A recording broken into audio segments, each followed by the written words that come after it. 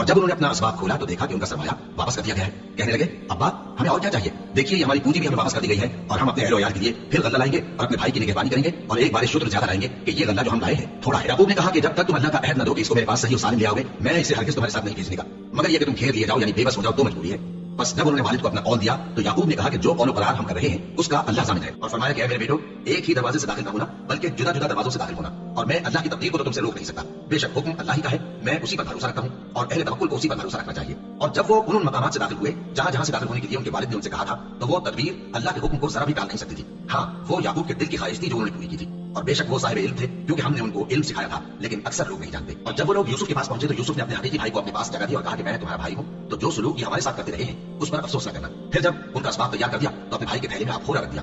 फिर जब वो आबादी से बाहर निकल गए तो एक पुकारने वाले ने आवाज दी कि काफिले वालों, तुम तो चोर हो। वो उनकी तरफ मुतवज्जे होकर कहने लगे कि तुम्हारी क्या चीज खोई गई है। वो बोले कि बादशाह का कटोरा खोया गया है और जो शख्स उसको लेके आए उसके लिए एक बार शुद्र इनाम, और मैं इसका जामिन हूँ। वो कहने लगे कि अल्लाह की कसम, तुमको मालूम है कि हम इस मुल्क में इसलिए नहीं आए कि खराबी करें और नाम चोरी किया करते हैं। वो बोले कि अगर तुम झूठे निकले यानी चोरी साबित हुई तो उसकी सजा क्या।